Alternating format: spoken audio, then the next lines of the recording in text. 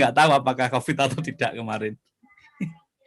Tapi ini sembuhnya karena diobati atau sembuhnya istirahat dan ya sebenarnya menata pikiran aja menurut saya, Bu.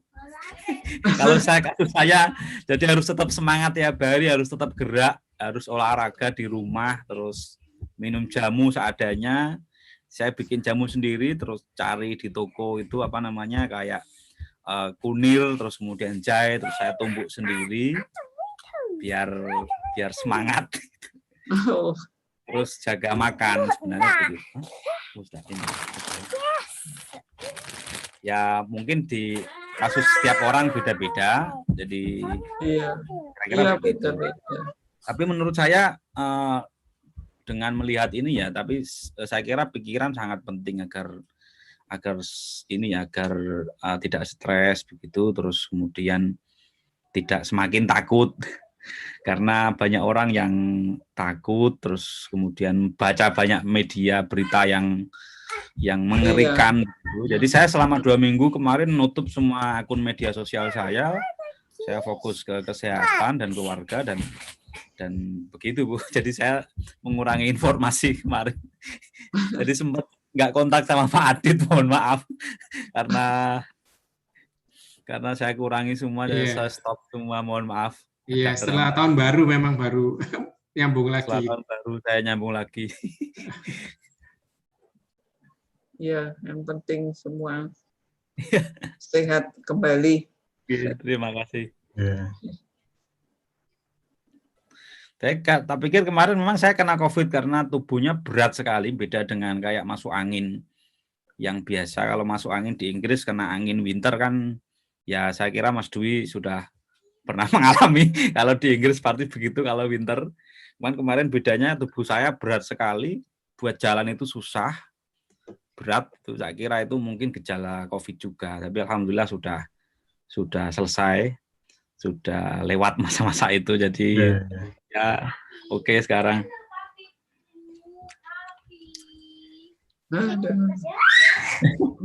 Semoga semuanya sehat ya. Keluarga enggak apa-apa ya? Ya, alhamdulillah anak-anak aman, anak-anak tidak ada simptom, jadi saya merasa lega.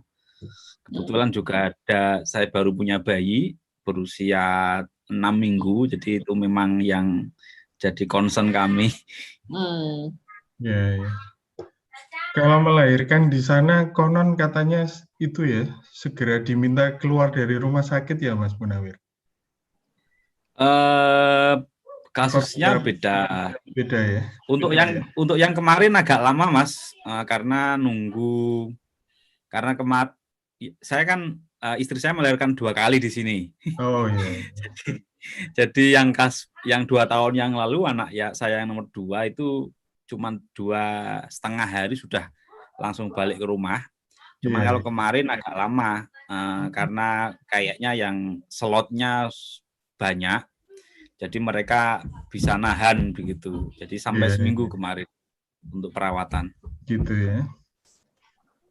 Soalnya saya dengar pengalaman kawan-kawan di Leicester itu katanya, wah di sini 1 hari sudah suruh keluar. Sudah pulang.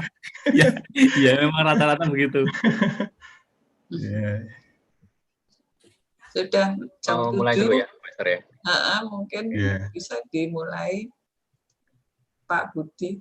Ya, saya selamat malam, selamat siang atau sore mungkin Bapak Ibu yang di luar Indonesia. Selamat bergabung kembali, selamat tahun baru, kita bertemu kembali dalam acara Justisus. Hari ini adalah yang ke-19 ya. Nah, hari ini kita menghadirkan pembicara Bapak Munawir Aziz yang akan menyampaikan tema tentang Gus Dur dan Tionghoa. Nah, mungkin langsung saja ya, berikutnya kami serahkan ke Pak Dwi selaku moderator untuk memimpin diskusi kita hari ini. Silakan Pak Dwi.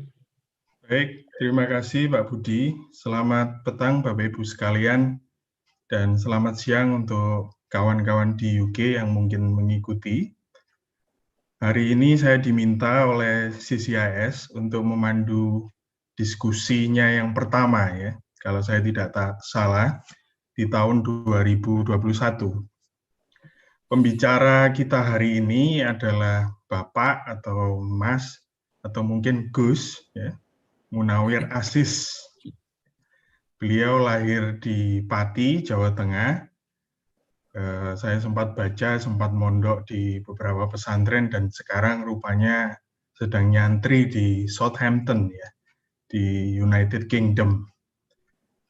Pak Munawir adalah sekretaris pengurus cabang istimewa Nahdlatul Ulama di UK. Kemarin saya baru menemukan juga ternyata beliau ini kawannya kawan-kawan saya waktu di UK dulu. Seperti Mas Taufik, Mas Yudi, dan beberapa aktivis NU yang ada di sana. Bapak Ibu, Mas Munawir Aziz adalah peneliti public policy, sociology, dan data mining, terutama terkait topik-topik yang berhubungan dengan agama dan etnisitas. Dan beliau adalah penulis yang produktif. Selain 2 buku, mungkin ada buku yang baru, Mas Munawir. Beliau juga sering menulis kolom, ya, di berbagai media seperti yang saya lihat di Kompas, di Alif, dan media-media online lain. Dan saya perhatikan banyak tulisan beliau yang membahas Gus Dur dan atau masyarakat Tionghoa Indonesia yang hari ini ditetapkan oleh CCAS untuk menjadi topik utama. Kehadiran Mas Munawir hari ini merupakan kebahagiaan bagi saya pribadi, CCAS dan UK Petra, karena saya merasa interaksi kami di UK Petra dengan kawan-kawan NU rasanya sudah tidak seintensif dulu, ya, seperti di masa awal-awal reformasi. Dulu kita sering berkegiatan dengan PMII Sunan Ampel, dengan LSAD, dan lain-lain. Jadi terima kasih banyak untuk Mas Munawir dan kawan-kawan NU di UK. Terkait topik, Bapak Ibu, jasa Gus Dur terhadap masyarakat Tionghoa Indonesia tentu sudah kita kenal dan rasakan langsung. Tapi mungkin bagi kita yang non-Muslim masih belum mengetahui secara mendalam perspektif ideologi atau Islami yang mendasari kebijakan dan tindakan konkret Gus Dur untuk kita semua masyarakat Tionghoa Indonesia. Jadi Mas Munawir hari ini akan menelusuri, mendedah latar belakang pemikiran tersebut, sekaligus membicarakan tantangan kekinian dan gerakan bersama yang bisa kita lakukan untuk merawat dan memajukan warisan kemanusiaan Gus Dur di tengah-tengah keributan sosial dan politik Indonesia mutakhir. Selanjutnya, Mas Munawir akan berbicara selama lebih kurang 40 sampai 45 menit. Monggo, feel free, Mas Munawir, kalau ingin lebih juga. Selanjutnya, akan kita teruskan dengan tanya-jawab, mungkin selama kurang lebih 30 menit. Bapak Ibu, selain bertanya langsung nantinya di sesi tanya-jawab, Bapak Ibu juga dapat menuliskan pertanyaan di kolom chat selama Mas Munawir memaparkan kontennya, gitu ya. Jadi demikian pembukaan dari saya selaku moderator juga mewakili CCAS. Mari meskipun online kita berikan sambutan yang hangat bagi Mas Munawir Aziz.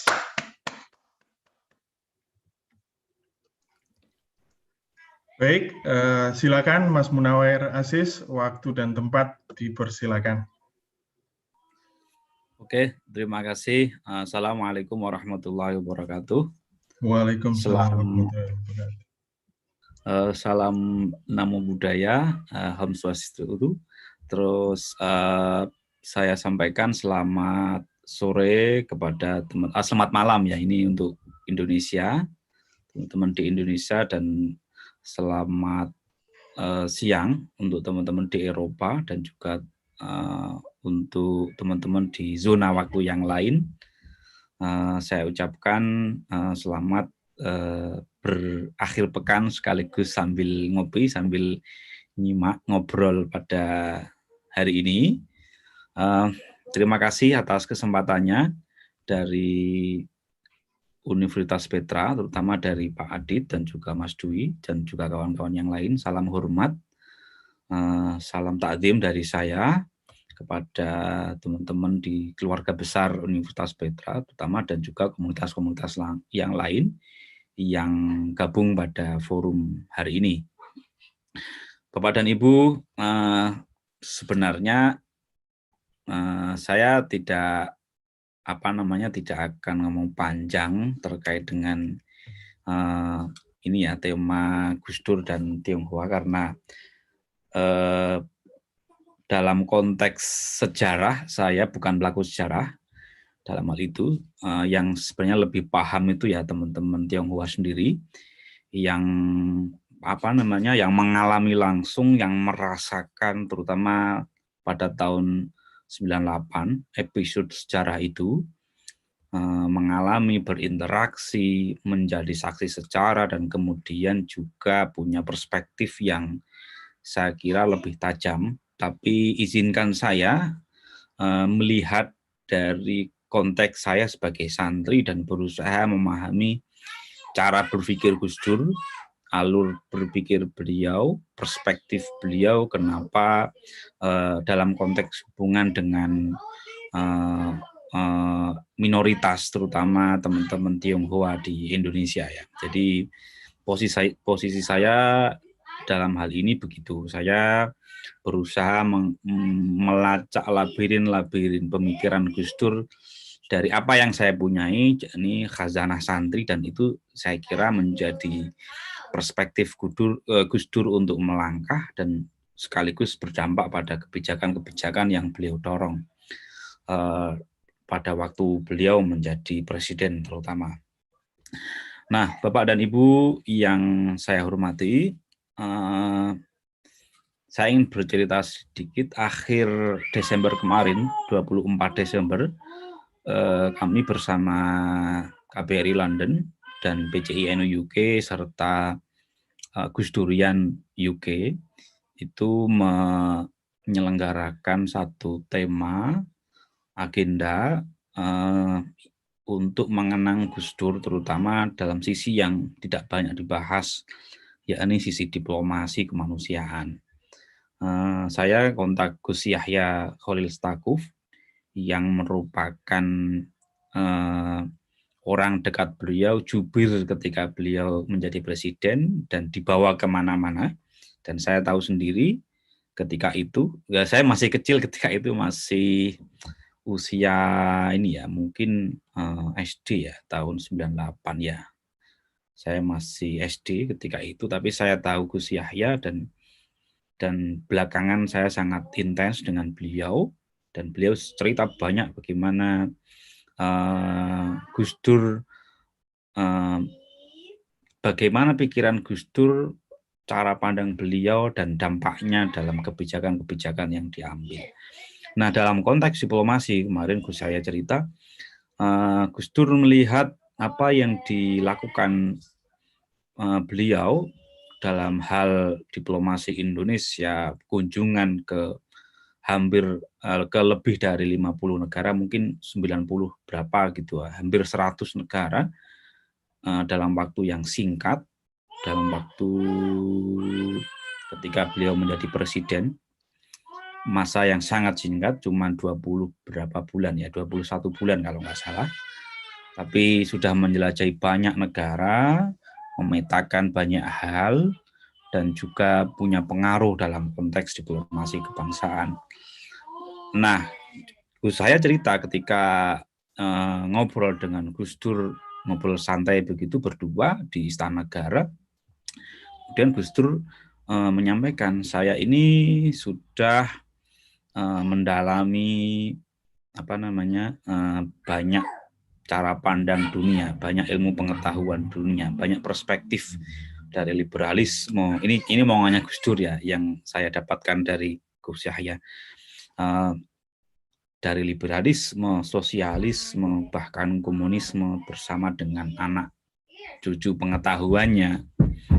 Dan dari semua itu Gus Dur sudah mendalami tidak hanya membaca tapi juga berdialog dengan orang-orang atau tokoh-tokoh atau key player untuk yang sekarang ya dalam konteks di dunia diplomasi ya. Dan jadi Gus Dur sangat memahami arahnya dan dampaknya dalam kebijakan global. Tapi Gus Dur mengatakan, tapi di atas semua itu sebenarnya yang paling penting, yang paling dirasakan adalah kersane Gusti, kata Gus Dur begitu, atau garis dari Tuhan. Jadi di atas pengetahuan yang dibikin manusia sebenarnya ada garis ketuhanan yang diyakini Gus Dur, dan saya kira itu yang membuat Gus Dur langkahnya enteng ya. Gus Dur langkahnya sangat enteng dalam artian tidak terbebani pikiran-pikiran politis, tidak terbebani pertimbangan-pertimbangan yang memberatkan, dan pertimbangan terpenting bagi Gus Dur adalah pertimbangan kemanusiaan. Nah, itu yang disampaikan oleh Gus Yahya, dan saya kira itu jadi pintu masuk untuk diskusi pada malam hari ini ya. Jadi inti dari semua gerakan Gus Dur adalah gerakan untuk kemanusiaan. Nah, apa sebenarnya dalam konteks pesantren, dalam konteks tradisi santri yang itu menjadi latar belakang atau fondasi dari cara pandang Gus Dur. Nah, itu nanti akan kita diskusikan bagaimana epistemologi pesantren atau tradisi pengetahuan pesantren itu menjadi perspektif Gus Dur dan kemungkinan dan kemudian berdampak pada kebijakan beliau. Oke, ada slide, mungkin slide-nya bisa ditampilkan Mas, atau saya tampilkan dari sini. Ini saya udah bisa Pak? Belum? Iya. Oke, share screen. Share screen-nya.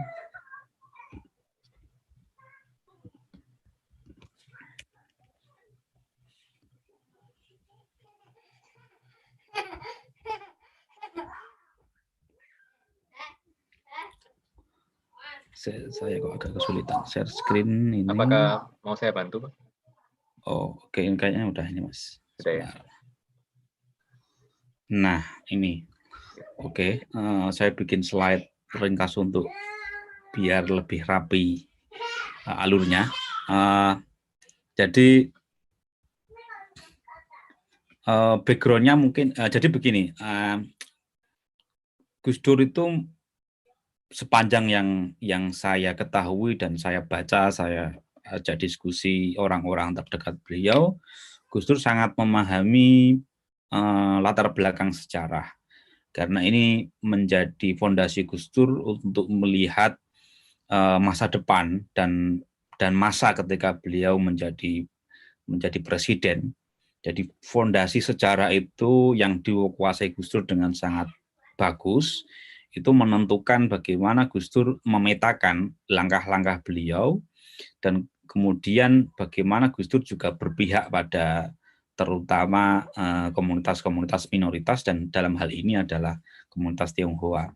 Nah, pertanyaan adalah kenapa Gus Dur punya kebijakan yang positif untuk membantu Tionghoa, dan apa latar belakangnya sebenarnya? Saya kira ini nggak lepas dari konteks global yang melatar belakangi dunia orang-orang Tionghoa di Indonesia. Yang pertama adalah, saya kira ini singkat saja ya banyak, karena Bapak dan Ibu sudah sangat tahu, tapi saya kira ini saya ulas biar utuh begitu. Warisan diskriminasi politik Hindia Belanda pada era kolonial. Jadi bagaimana orang-orang Tionghoa Nusantara itu diperlakukan ketika masa kolonial, dan kemudian menjadi kambing hitam dalam segala peristiwa kekerasan ya. Bahkan bisa dicek ketika masa Perang Jawa, bagaimana orang-orang Tionghoa yang sebenarnya membantu tapi kemudian jadi kambing hitam atas beberapa peristiwa. Dan peristiwa di Ngawi dan peristiwa-peristiwa yang lain yang saya kira itu juga menjadi penting dalam sejarah untuk melihat bagaimana posisi orang Tionghoa ketika masa Hindia Belanda. Nah, lanjut masuk ketika Indonesia merdeka ya, ketika Indonesia merdeka, dan saya kira yang tidak bisa dilepaskan dalam situasi itu adalah peristiwa 1965, di mana orang-orang Tionghoa laki-laki juga menjadi korban dalam hal ini dari situasi global, konteks diplomasi antara Indonesia dan Cina, dan juga dalam hal bagaimana orang-orang Tionghoa distigmakan sebagai PKI dalam hal ini ya.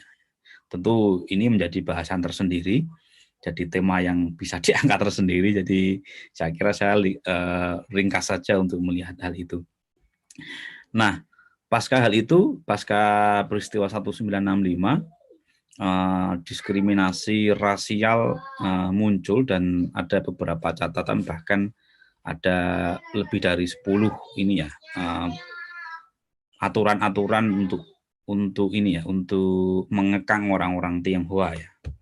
Jadi ada beberapa teman yang riset itu, saya kira bisa dicek. Bapak dan Ibu juga sudah familiar dengan konteks 65 ya. Tapi yang ingin saya sebut adalah Impres nomor 14 tahun 1967 tentang larangan agama, kepercayaan, adat dan adat istiadat Cina dan istiadat orang-orang Tionghoa di Indonesia. Nah, ini menjadi situasi yang kelam ya bagi teman-teman di Tionghoa di Indonesia dimanapun berada, karena tidak boleh lagi ada ekspresi culture, ekspresi kultural di ruang publik, baik dalam konteks agama, kepercayaan maupun adat istiadat. Tidak ada lagi perayaan-perayaan Imlek, tidak ada lagi acara-acara agama atas nama Tionghoa, dan kelenteng-kelenteng menjadi sepi. Itu yang bisa kita ekstrak dari beberapa karya novel atau maupun karya sastra yang melihat tentang hal itu, dan saya kira itu juga sudah menjadi pemahaman bersama dari orang-orang yang mengkaji Tionghoa maupun masyarakat Tionghoa sendiri. Dan kemudian meskipun dalam konteks ini kalau kita bisa melihat ada beberapa orang Tionghoa yang dipakai atau menjadi partner dari Orde Baru dan mendapatkan privilege baik secara sosial maupun politik maupun bahkan bisnis, tapi secara keseluruhan orang-orang Tionghoa tidak mendapatkan keuntungan karena lahannya dipersempit, tidak lagi masuk ke wilayah, tidak bisa menjadi PNS, tidak bisa menjadi bahkan ini ya pegawai pemerintah, tidak bisa masuk ke politik, dan semua ruang itu terbatas dan hanya bisa masuk ke ruang ini bisnis. Nah, ini jadi persoalan tersendiri karena kesempatan yang terbuka hanya bisnis, dan akhirnya teman-teman Tionghoa berjibaku di situ, struggle di situ, dan kemudian sukses di situ. Ini menjadi dilema karena akhirnya sebagian besar opini yang berkembang orang-orang Tionghoa sukses di ekonomi dan menjadi akhirnya menjadi diskriminasi, menjadi cara pandang yang miring juga dalam konteks keseluruhan masyarakat Indonesia. Nah, puncaknya adalah ketika peristiwa politik pada Mei 1998 masih teringat betul karena data-data video maupun informasi-informasi terkait ini sekarang masih bisa didapatkan dengan mudah, bagaimana kisah-kisah pada Mei 98 itu, kisah getirnya orang-orang Tionghoa yang menjadi korban, yang yang terdiskriminasi, yang terbunuh bahkan, dan kemudian lari ke berbagai daerah, ke Singapura, ke Australia, ke Amerika untuk menyelamatkan nyawa, dan ini menjadi kisah yang sangat menyedihkan. Saya kira Bapak dan Ibu menjadi banyak yang menjadi saksi sejarah pada peristiwa itu dan bisa cerita lebih panjang daripada saya, dan saya kira dalam konteks ini saya berguru pada Bapak dan Ibu semua. Nah, itu perspektifnya. Jadi background-nya memang sebelum Gus Dur jadi presiden, background-nya atau latar belakang yang menjadi medan atau menjadi ruang orang-orang Tionghoa tumbuh itu memang tidak mudah, lebih banyak kelamnya dan lebih banyak diskriminasi yang mengintai karena kebijakan politik dari warisan kolonial dan kemudian menjadi kebijakan politik dari Orde Baru. Nah, bagaimana ketika Gus Dur menjadi presiden? Gus Dur kemudian mencabut Impres nomor 14 tahun 1967, dia ditindaklanjuti dengan Impres nomor 6 tahun 2000, dan pada tahun 2001 meresmikan Imlek sebagai hari libur fakultatif. Saya kira ini menjadi langkah penting. Gus Dur sangat jitu untuk melihat satu titik bagaimana kebijakan itu berpengaruh secara luas. Ya. Jadi di antara presiden-presiden Indonesia, Gus Dur merupakan presiden dengan masa waktu yang pendek, tapi pengaruhnya luas. Gus Dur waktunya singkat, tapi dampak dari kebijakan-kebijakan beliau itu berdampak sangat luas, bahkan sampai sekarang.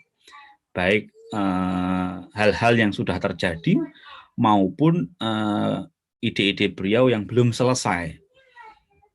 Dalam hal ini, dukungan terhadap teman-teman Tionghoa itu berdampak secara signifikan ya. Dengan membuat kebijakan dari aturan hukumnya sampai kemudian secara sosial, Gus Dur mendorong berbagai macam kohesi sosial antar komunitas, tidak hanya Tionghoa sendiri, tapi juga selalu mendekatkan teman-teman Muslim, dalam hal ini konteksnya mayoritas baik NU dan Muhammadiyah, untuk berdekatan dengan orang-orang Tionghoa, dan saya kira ini juga meresap sekali di antara teman-teman saya, teman-teman Tionghoa yang dulu ketika saya riset di pasca sarjana UGM, ketika saya wawancara dengan teman-teman Tionghoa di Lasem dan di beberapa daerah yang lain, saya selalu menggunakan password Gus Dur untuk membuka memori teman-teman Tionghoa, dan saya kira itu sampai sekarang mereka masih ingat, dan ketika saya kontak juga apresiasinya luar biasa. Saya kira konteks itulah yang kemudian dampak dari kebijakan Gus Dur itulah yang kemudian merasa orang-orang Tionghoa menjadikan Gus Dur sebagai referensi ya, baik dalam konteks referensi kebijakan maupun rasa terima kasih atas kebijakannya yang berdampak luas dalam kehidupan orang Tionghoa, tidak hanya dalam hal ini, tidak hanya dalam konteks keagamaan, tapi juga konteks sosial politik yang lebih luas ya. Begitu. Nah, kemudian apa yang melatar belakangi kebijakan Gus Dur? Apa yang membuat Gus Dur itu punya pikiran untuk membela minoritas? Sebenarnya apa yang melatar belakangi itu? Jadi saya sampaikan ada gagasan-gagasan Gus Dur yang sudah berkembang, tapi juga ada ide-ide Gus Dur yang belum selesai.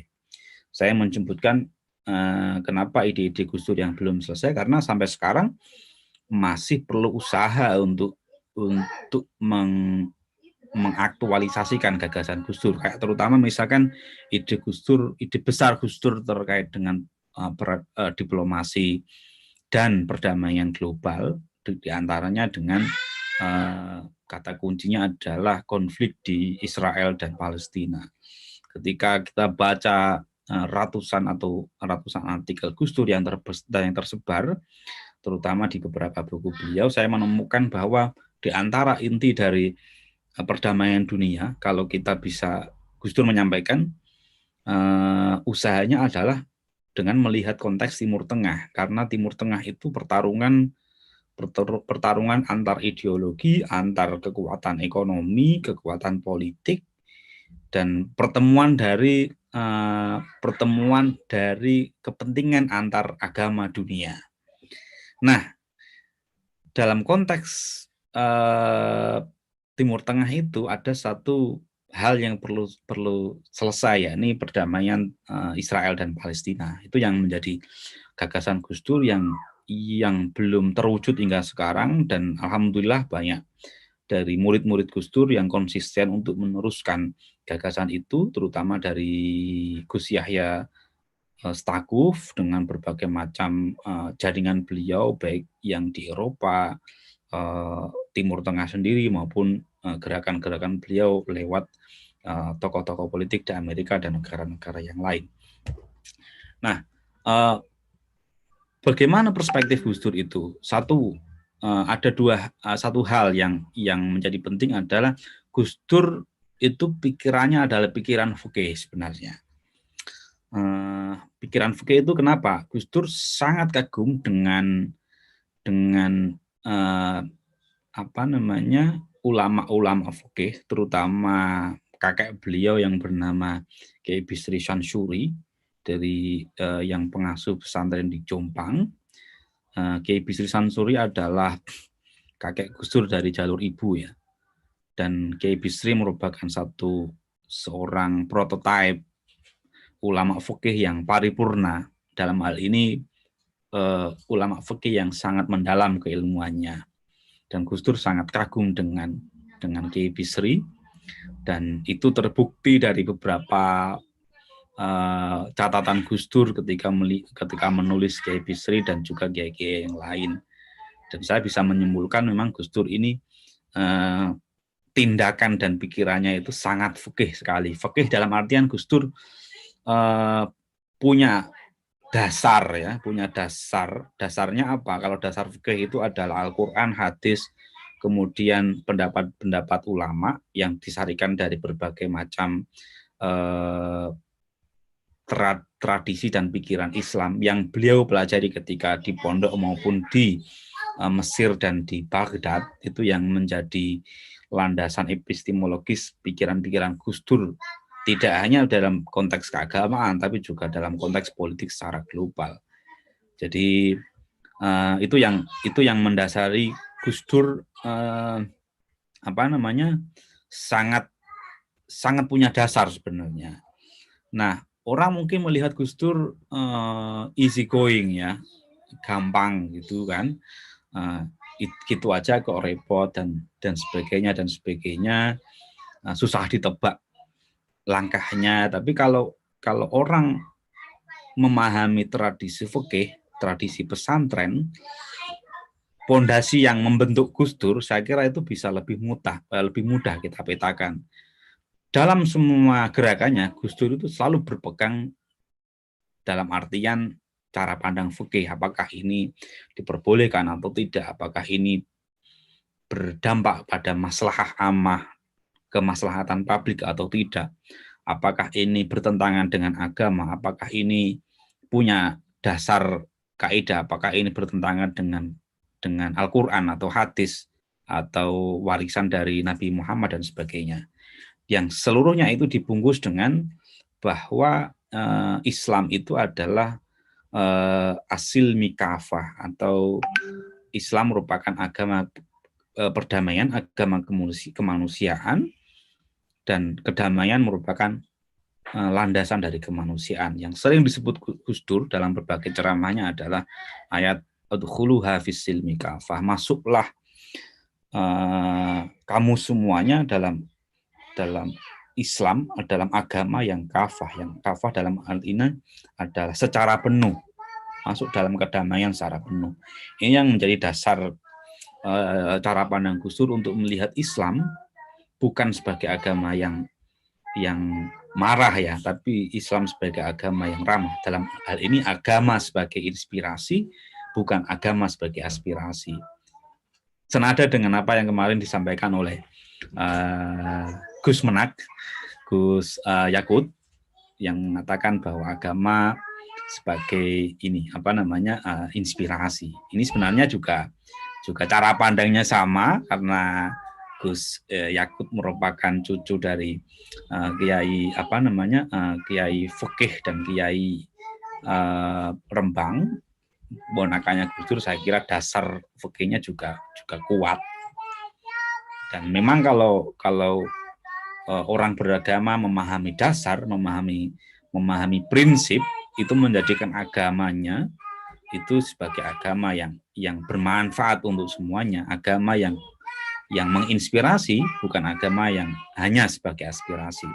Ini yang membedakan bagaimana, ini saya kira tidak hanya Islam ya, dan semua agama. Kalau kita sepanjang yang pengalaman saya berinteraksi dengan bahkan rabi-rabi Yahudi di UK dan di negara-negara yang lain, saya menemukan bahwa kalau mereka beragamanya secara utuh ya, secara kafah ya, itu yang muncul adalah perdamaian, yang muncul adalah kemaslahatan, yang muncul adalah senyum bukan kemarahan, yang muncul adalah solusi bukan ngeribeti, bukan permasalahan begitu. Jadi Gus Dur sangat utuh dalam hal itu. Dan kemudian ada satu lagi konteks fikih yang menjadi dasar Gus Dur ya, dalam segala kebijakannya, terutama sangat tepat untuk melihat kenapa Gus Dur membela minoritas. Dalam bidang fikih dikenal sebagai maqasid syariah, yang ini sangat penting ya, karena fikih itu dilambari oleh usul fikih, dan dalam usul fikih ini ekstraknya adalah maqasid syariah, tujuan dari dibentuknya hukum, tujuan dari ditetapkannya hukum agama adalah maqasid syariah. Jadi tujuan-tujuan dari ditetapkannya hukum-hukum syariah, jurisprudensi Islam terutama dalam hal ini ya, itu yang menjadi dasar pemikiran dari Gus Dur. Apa itu sebenarnya maqasid syariah? Asy-Syatibi menyebut sebagai maqasidul khamsah. Yakni hifdzuddin itu adalah menjaga agama, kemudian hifdzul akal adalah menjaga akal, kemudian hifdzun nafsu adalah menjaga diri, hifdzun nasl menjaga keturunan, dan hifdzul mal itu menjaga harta. Ini sebenarnya tujuan dari dibentuknya hukum dalam agama, terutama dalam konteks Islam ya.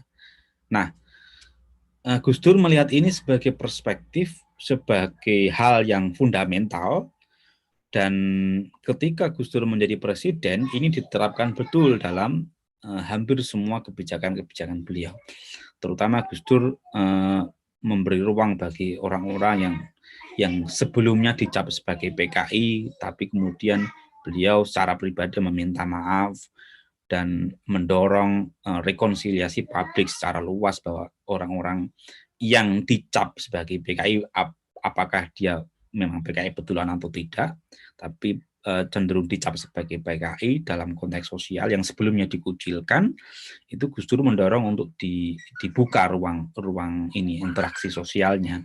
Akhirnya orang-orang yang dulu dicap sebagai PKI kemudian mendapat apresiasi publik yang lebih luas. Hal yang sama juga terjadi dalam konteks konflik Aceh dan Papua ya.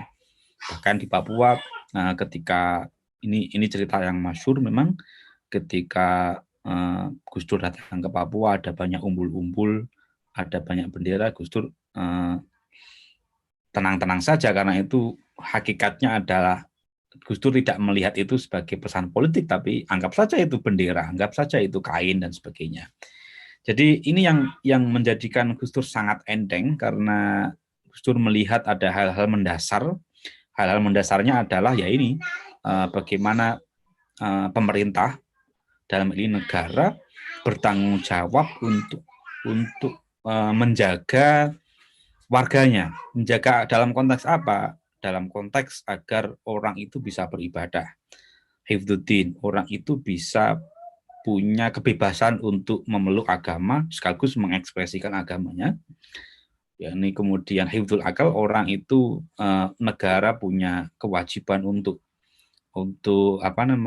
memberi kebebasan setiap orang untuk bisa menjaga akalnya dalam konteks kali ini untuk belajar, untuk bisa belajar sesuai dengan yang diinginkan, bahkan mensupport dengan beasiswa-beasiswa. Kemudian hifdzun nafs, Gus Dur punya pandangan bahwa negara punya kewajiban untuk menjaga diri atau keselamatan diri warga negaranya. Nah, ini ketika Mei 98 negara gagal menyelamatkan warga negara, terutama kalangan-kalangan yang kita sebut sebagai minoritas yang tidak mendapatkan kemerdekaan dan bahkan mendapatkan diskriminasi, dan hal ini yang bertentangan dengan maqasid syariah yang sangat dipahami oleh Gus Dur. Hifdzun nasl, jadi negara punya kewajiban untuk menjaga warganya agar punya keturunan untuk melangsungkan generasi dan punya kebebasan untuk ini ya, untuk menjaga keselamatan terutama ya, dalam konteks keluarga ini. Dan sekali lagi peristiwa-peristiwa sebelumnya, sebelum Gus Dur menjadi presiden, terutama pada Mei 98, negara lagi-lagi gagal untuk menjaga nyawa warganya, untuk menjaga keluarga dari teman-teman kita dari Tionghoa maupun dari kelompok-kelompok yang lain. Hifdzul mal, jadi sekali lagi ini juga konteksnya sama. Jadi agama punya kewajiban, punya dorongan moral agar kita wajib menjaga harta kita, dan ini dalam konteks bernegara ya, ini juga wajib dijaga. Negara harus punya sistem di mana setiap warga negaranya bisa menjaga keselamatan maupun menjaga hartanya, menjaga asetnya dalam konteks ini. Nah, perspektif inilah kalau kita kaji secara mendalam ya, menjadi dasar dari hampir semua gerakan Gus Dur, dan ini yang menjadikan Gus Dur sebenarnya bukan orang yang tanpa dasar. Gus Dur selalu bergerak dengan prinsip, dan Gus Dur meskipun dianggap orang yang sering berubah prinsipnya, tapi kalau kita melihat dalam konteks bagaimana Gus Dur selalu berpegang atas dasar fikih, sebenarnya Gus Dur punya prinsip yang sangat kuat, dan itu yang menjadi dasar dari semua gerakan Gus Dur. Nah, bagaimana respon komunitas Tionghoa? Ini yang saya tangkap saja. Saya kira banyak hal yang sudah dilakukan oleh teman-teman Tionghoa, respon terhadap kebijakan Gus Dur maupun pikiran-pikiran beliau.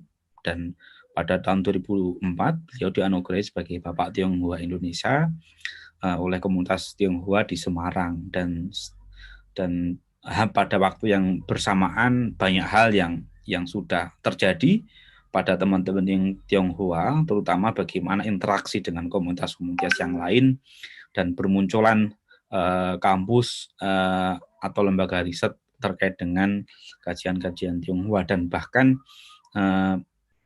banyak lembaga-lembaga yang mendapatkan kebebasan, mendapatkan dukungan untuk merawat kajian-kajian Tionghoa, bahkan untuk belajar bahasa Mandarin. Saya kira ini juga banyak terjadi di beberapa kampus maupun komunitas yang menyelenggarakan kursus-kursus bahasa Mandarin sebagai respon atas terbukanya kebijakan dan kebebasan dari warga Tionghoa.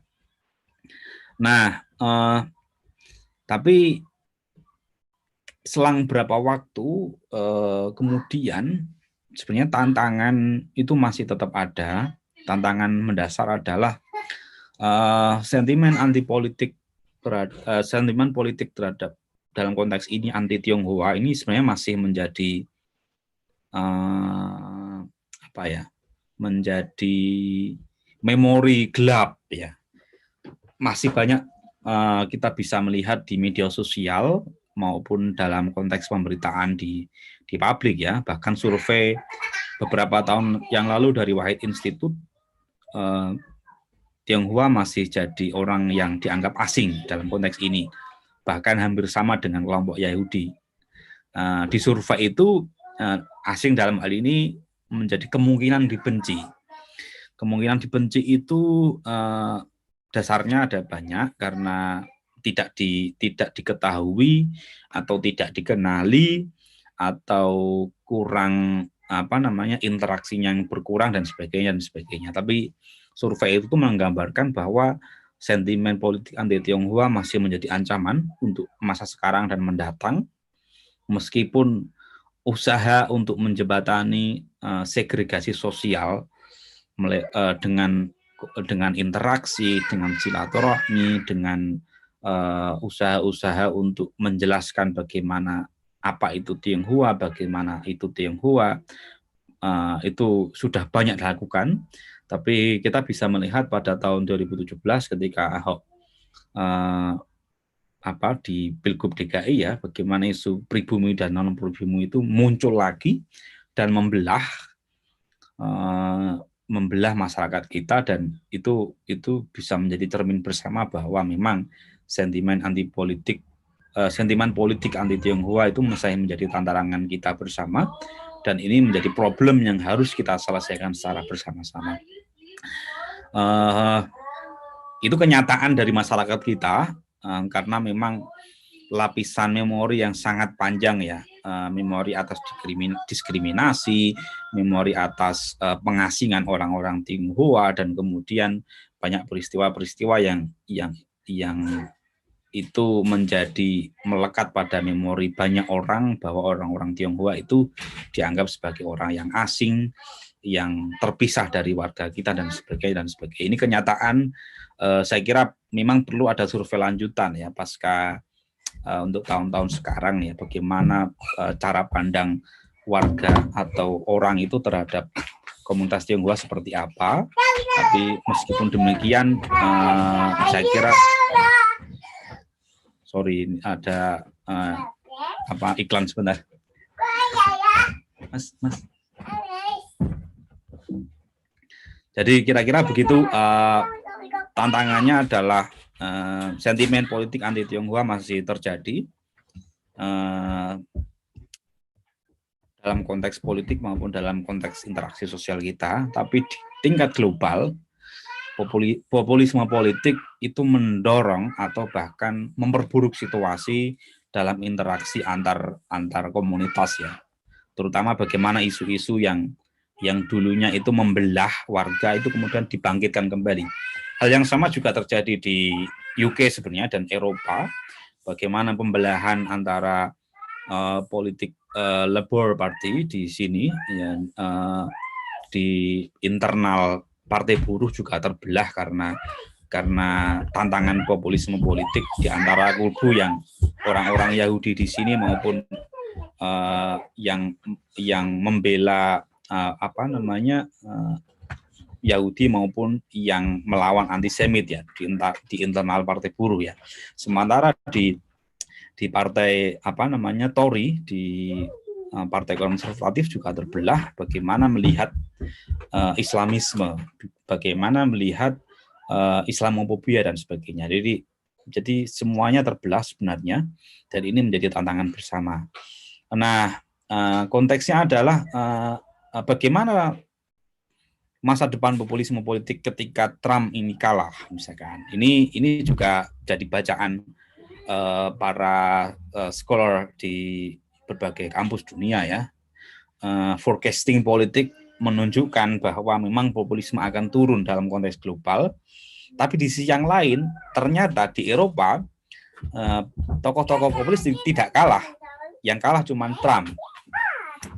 di Eropa, di beberapa negara Eropa Timur itu tokoh-tokoh populis tetap menang dalam beberapa tahun terakhir ya, dalam beberapa pemilihan presiden dan legislatif terakhir mereka tetap menang, tapi di Amerika kalah. Nah, pertanyaan apakah kemudian nanti itu berdampak kepada negara-negara yang lain ketika Trump kalah atau tidak? Ini masih jadi tantangan bersama. Tapi bahwa situasi global menunjukkan bahwa memang ada tantangan terhadap nasionalisme karena tokoh politik di Eropa, Emmanuel Macron, Presiden Prancis sudah menyampaikan bahwa yang sekarang dibutuhkan adalah patriotisme bukan nasionalisme. Ini akan jadi sesuatu yang berdampak di Indonesia untuk tahun-tahun mendatang, karena selama ini Indonesia nasionalisme dan patriotisme itu bersatu dalam konteks perjuangan membela NKRI, dan saya kira dalam beberapa bulan mendatang ini akan jadi isu yang berdampak ya. Tinggal menunggu momentum apakah ini akan dipertarungkan ya, bagaimana kita bisa melihat nasionalisme dan di sisi yang lain kita bisa melihat patriotisme. Nah, dalam konteks itu masa depan populisme itu masa depan baik populisme politik maupun interaksi antar negara ya, saya kira nanti juga akan berdampak bagaimana negara melihat minoritas atau bahkan bagaimana warga negara secara keseluruhan juga berinteraksi dengan minoritas, dalam hal ini teman-teman Tionghoa. Nah, untuk menanggulangi itu atau jika forecastingnya melihat ada perpecahan ke sana, ada tantangan ke sana, saya kira yang perlu kita lakukan ya, ini mungkin tawaran saya, tapi perlu masih dibungkus lagi dengan data baik data media sosial maupun cara pandang kita melihat situasi global sekarang.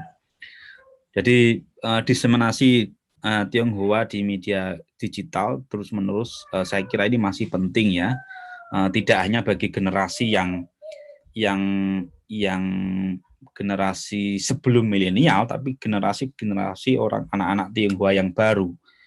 Misalkan begini, apakah teman-teman Tionghoa yang muda atau bahkan yang usia SMA, usia SMP itu mengenal teman-teman sekelilingnya? Apakah mereka mau berinteraksi dengan kelompok-kelompok komunitas yang lain, dan seberapa intens komunikasi itu? Atau yang lebih lanjut ya, apakah memang ada media untuk mereka berinteraksi, sementara secara sekolah banyak sekolah-sekolah yang itu dianggap eksklusif ya.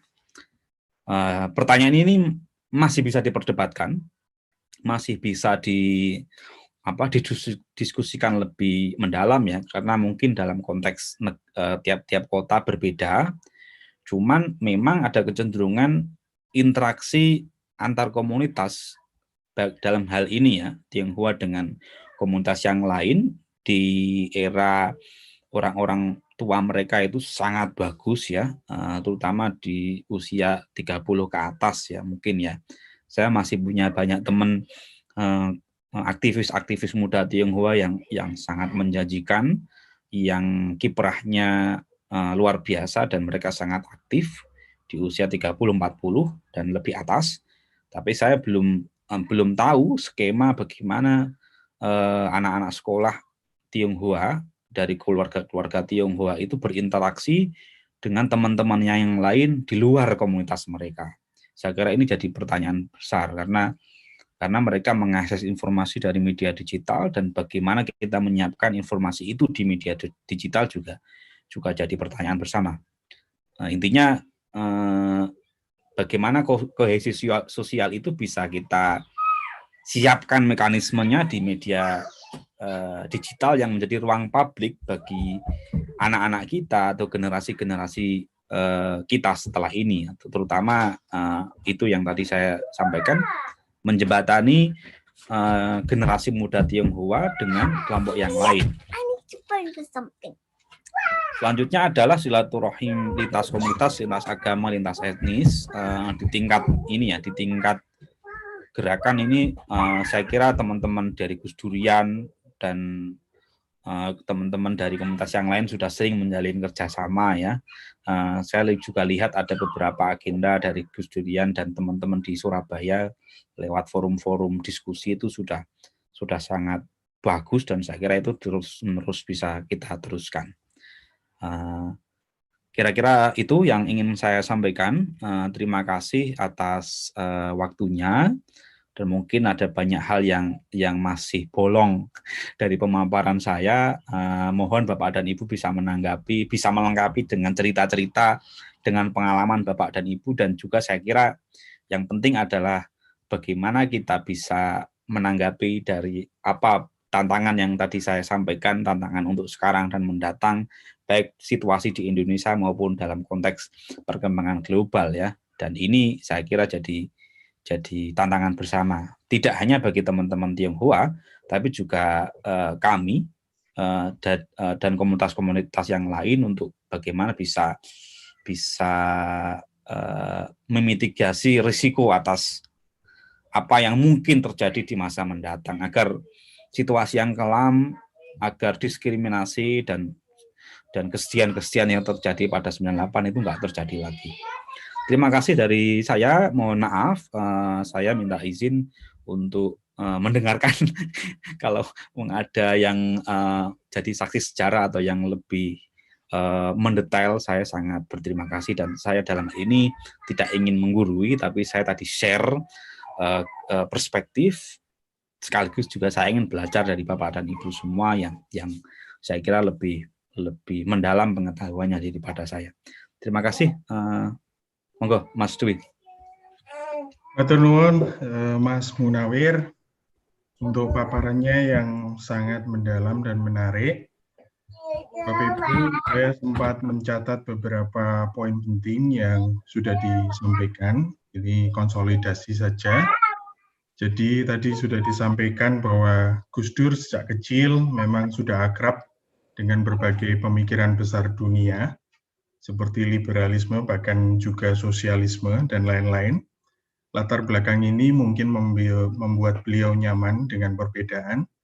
Gus Dur juga berpegang pada prinsip kersaning Allah atau kersaning Gusti, sehingga tidak terlalu memikirkan untung rugi secara politik bagi pembelaannya terhadap minoritas.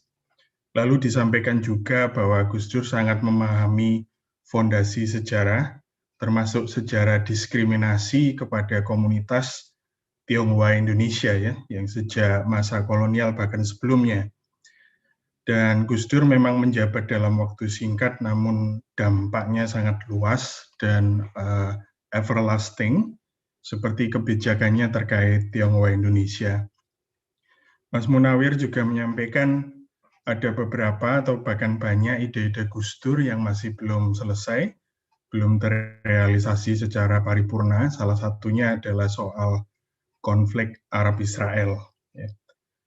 Dan ada catatan dari Mas Munawir tadi, di balik pribadi Gus Dur yang easy going, atau kalau meminjam istilah Mas Munawir itu enteng-enteng saja, Gus Dur ternyata mempunyai perhatian terhadap fikih. Ya. Kalau saya tidak salah itu artinya hukum ya Mas Munawir ya.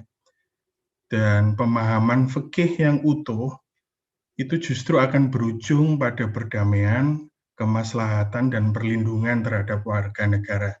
Jadi hukum itu, syariat, dan lain-lain itu tidak selalu angker, karena kalau pemahamannya utuh justru akan mendorong pada hal-hal yang positif dan menyenangkan. Meskipun sering bermanuver, Gus Dur memegang prinsip yang kuat, ya, prinsip fikih dalam tindakan dan kebijakannya. Lalu tadi Mas Munawir menuntun kita bersama juga melihat bahwa masyarakat Tionghoa Indonesia masih menghadapi banyak tantangan sosial dan politik, terutama pasca Ahok dan ini juga terkait dengan situasi politik global ya, dengan populisme politik, nasionalisme ala Eropa dan lain-lain. Dan di sekitar kita bisa memperhatikan anak-anak kita atau cucu-cucu kita itu secara tidak langsung mulai terjadi semacam segregasi dalam dunia pendidikan. Mungkin kalau zaman dulu cukup banyak orang Tionghoa yang sekolah negeri gitu ya. Sekarang semakin sedikit, dan dulu juga banyak orang non-Tionghoa yang mungkin sekolah di Katolik dan Kristen, dan mungkin kalau kita perhatikan sekarang tidak seperti itu lagi. Pada akhirnya perlu gerakan bersama Bapak Ibu dari segala komponen bangsa, NU dan komunitas Tionghoa tentunya, dalam bentuk diseminasi informasi tentang Tionghoa. Perlu dilakukan juga silaturahmi untuk memitigasi segregasi tadi, dan juga inspirasi-inspirasi. Jadi saya kira itu rangkuman singkat apa yang disampaikan oleh Mas Munawir. Sebelum kita lanjutkan dengan tanya jawab, diskusi, Bapak Ibu nanti juga bebas untuk menyampaikan pengalaman-pengalamannya juga terkait dengan Gus Dur, Orde Baru, dan lain-lain. Saya mendapat pesan dari panitia bahwa kita perlu foto bersama dulu untuk dokumentasi dan publikasi, karena kalau dilakukan nanti khawatirnya sudah ada yang meninggalkan tempat ya. Monggo Pak Budi untuk diatur. Ya, baik. Mungkin sambil Bapak Ibu menyiapkan pertanyaan ya, kita foto dulu. Mohon bila berkenan bisa membuka sebentar webcam-nya. Saya akan capture. Pak Aditya bisa bantu juga ya. Oke, ini yang halaman pertama ya.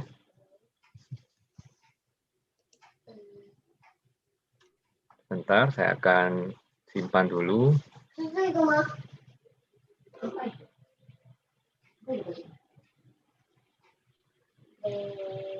Oke, sekarang halaman kedua.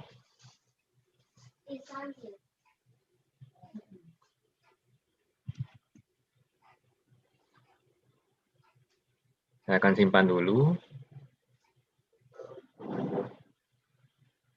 Lalu halaman terakhir, halaman ketiga.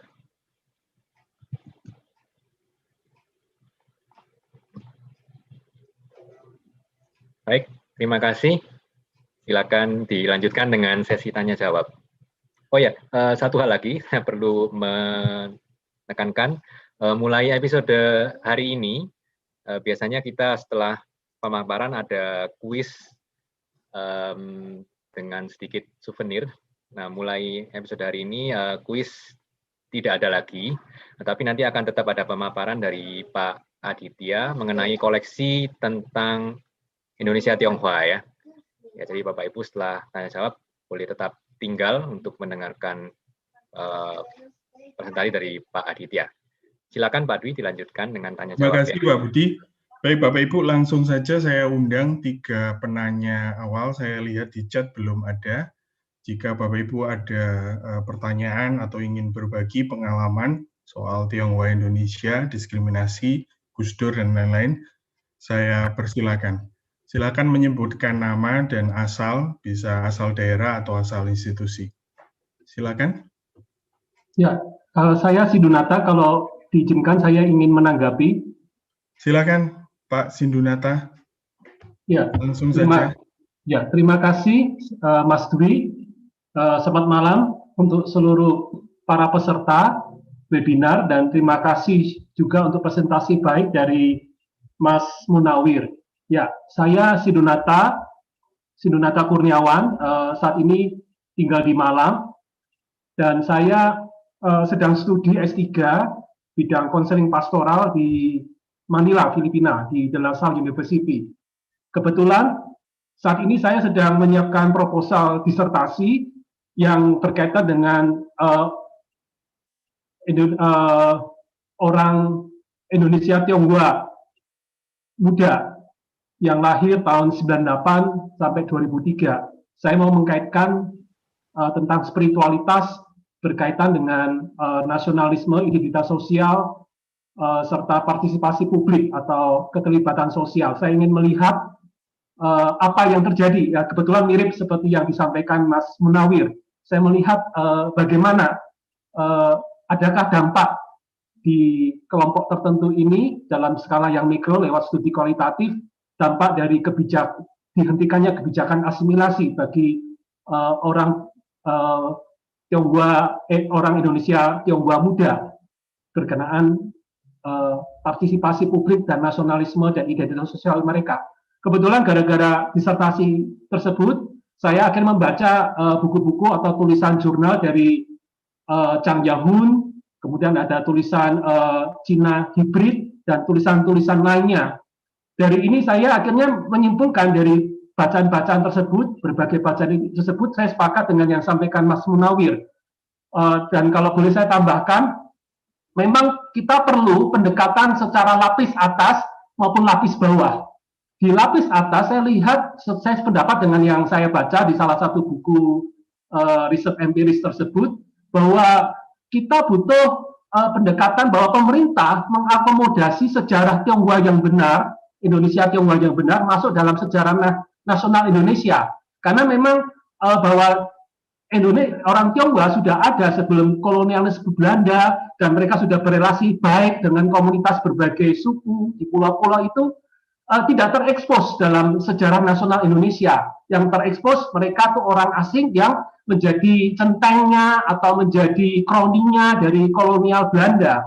Dan sisi-sisi kepahlawanan nasionalisme orang Tionghoa itu tidak terekspos juga. Hanya beruntung ada John Lee yang menjadi pahlawan nasional, dan semestinya masih ada sekian lagi potensi yang bisa jadi pahlawan nasional Indonesia karena rasa nasionalisme mereka terhadap kemerdekaan Indonesia. Nah, dalam hal ini, maka inilah pendekatan lapis atas, entah bagaimana medianya, yang saya pikir kita semua perlu perjuangkan, supaya sejarah nasional Indonesia diluruskan berkenaan kehadiran Indonesia Tionghoa yang sejak lama sudah berkarya baik sebelum kolonial Belanda, dan tetap berkarya baik dalam sejarah kemerdekaan ataupun pembangunan Indonesia. Yang kedua, memang saya sependapat ini ide bagus dari yang sampaikan Mus Nawir. Kita butuh untuk menggarami, mentransformasi atau menyediakan pembelajaran informasi-informasi yang utuh bagi masyarakat muda, baik generasi Y ataupun generasi Z. Nah, di dalam hal ini, saya lihat bagus mungkin bisa diterobos, mungkin sudah ada, kalau belum ada kita perlu adakan dan perbanyak, yaitu live-in. Jadi saya lihat itu juga sudah dilakukan di beberapa tempat, minimal saya tahu ada namanya Mbak Ellen Christie lewat N Institute di Kota Semarang. Dia mengadakan program live-in, di mana komunitas lintas iman, mereka selama sekian hari saling mengunjungi tempat ibadah dan berkegiatan bersama. Nah, ini bagus juga, kegiatan ini kita inisiasi di kota atau daerah kita masing-masing, dalam konteks lintas etnis pun, orang Tionghoa muda ketemu dengan etnis yang lain, iman yang berbeda-beda, selama 1 minggu mungkin minimal, beraktivitas bersama, seperti filosofi tak kenal maka tak sayang. Nah, ini yang perlu kita galakkan, karena saya sepakat yang sampaikan Mas Munawir ataupun juga Mas Dwi sebagai moderator, bahwa sebenarnya sekolah di era tahun 2000 sampai hari ini dan ke depan semakin terpolarisasi, ya, antara Tionghoa dan bukan Tionghoa bisa semakin terjadi, apalagi soal iman, ya, sekolah Kristen, sekolah Katolik, sekolah Islam, sekolah Buddha semakin banyak muncul, dan ini yang mencemaskan sesungguhnya dari sisi kohesivitas nasional negeri kita, dan ini yang perlu kita jemput bola, menciptakan sebuah ruang perjumpaan yang lebih banyak lagi mengimbangi situasi keterpisahan yang juga semakin bergulir bagikan guliran bola salju. Demikian tanggapan saya, terima kasih untuk waktu yang diberikan. Terima kasih banyak Pak Sindunata untuk tanggapannya yang sangat bernas. Saya persilakan Mas Munawir, mau ditanggapi langsung atau ditampung dulu? Ditampung aja sekalian, nggak apa-apa. Ditampung ya? Oke, baik. Ya. Saya sudah catat juga. Baik, Bapak Ibu, saya mengundang 2 penanya lain. Mari silakan dimanfaatkan kesempatan ini. Ada Bu Elvira mengangkat tangan itu. Ya, mari.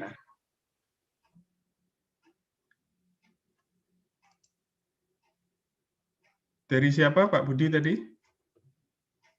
Ini saya lihat di sini ada Bu Elvira yang mengangkat tangan. Bu Elvira, saya persilakan langsung untuk bertanya.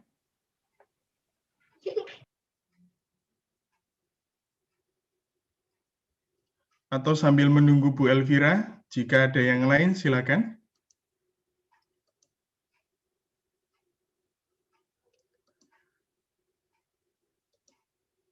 Oke, kalau belum ada, Mas Munawir, mungkin bisa ditanggapi dulu Pak Sindu Nata Kurniawan tadi, sambil saya perhatikan kolom chat. Monggo, Mas.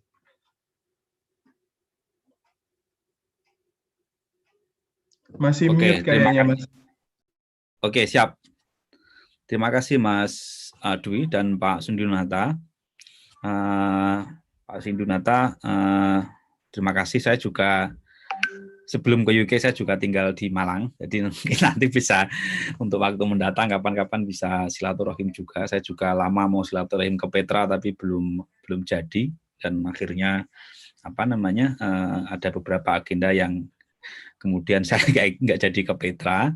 Insya Allah nanti kapan-kapan kalau situasi sudah bagus dan saya kembali ke Indonesia, insya Allah saya akan silaturahim untuk diskusi lebih panjang atau ngobrol-ngobrol santai dengan Pak Adit dan teman-teman yang lain.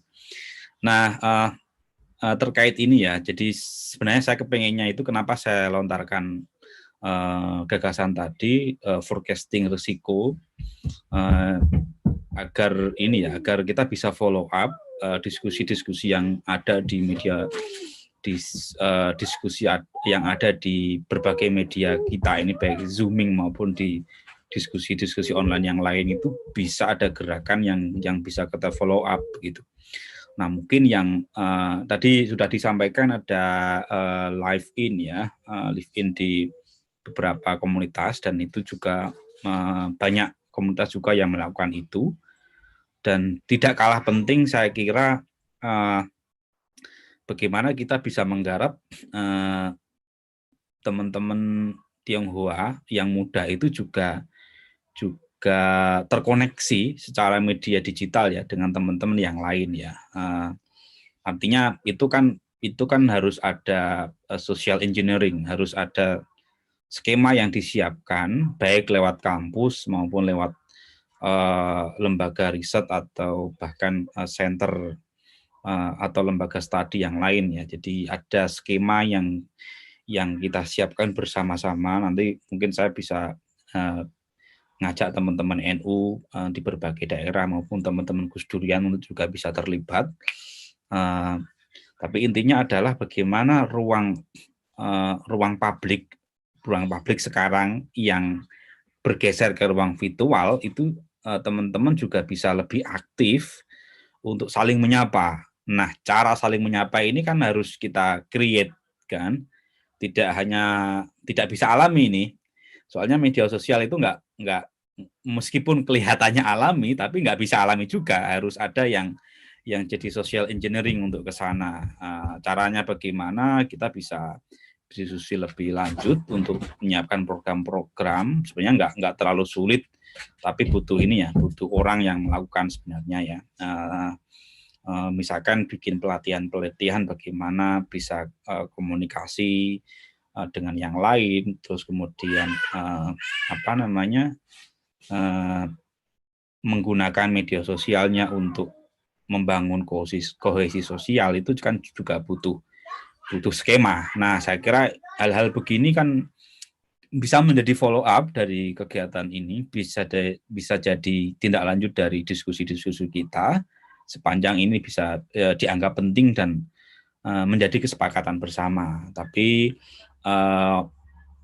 poin yang ingin saya garis bawahi adalah ada tantangan di depan, dan sekarang terasa karena 2017 yang lalu hal yang terjadi di Jakarta, meskipun itu memang cara pandangnya politik ya, tapi dalam hal ini pertarungan kepentingan politik, tapi itu juga bisa menjadi cermin bagaimana kondisi yang terjadi di masyarakat kita, dan alangkah baiknya ada mitigasi risiko untuk mengawal itu.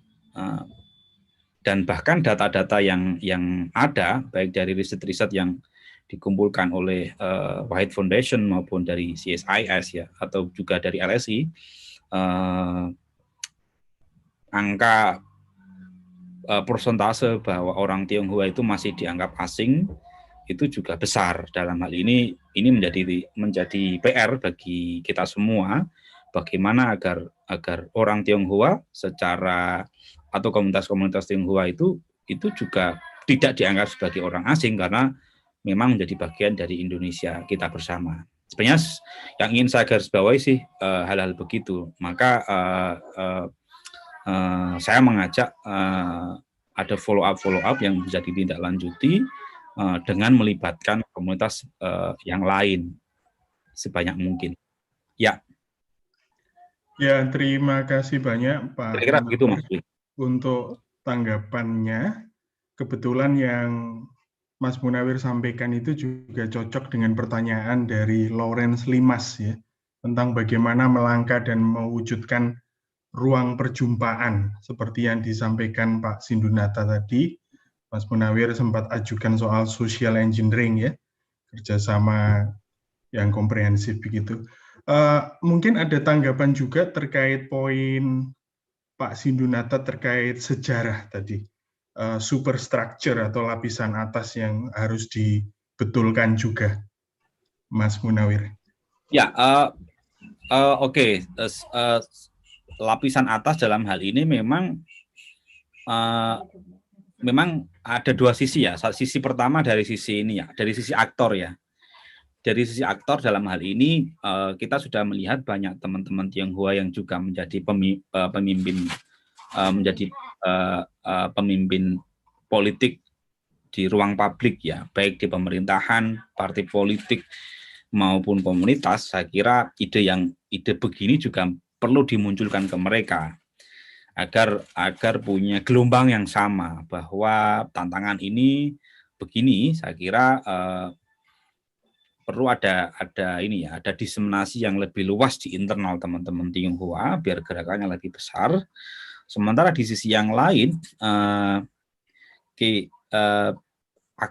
aktor itu dengan influence masing-masing ya, itu juga harus melakukan sesuatu dalam artian tadi yang disampaikan pembenaran atau bukan pembenaran ya, masifikasi sejarah, memperbanyak sejarah inspiratif ya.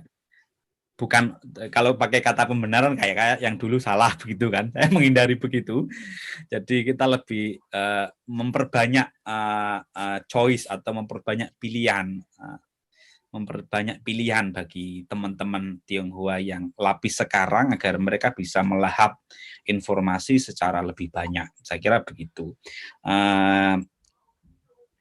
Penulisan itu bukan untuk merevisi yang lama, karena yang lama itu saya kira sudah ada dan itu juga punya pengaruh. Dan saya kira yang paling penting adalah membuat hal baru yang influence-nya lebih besar.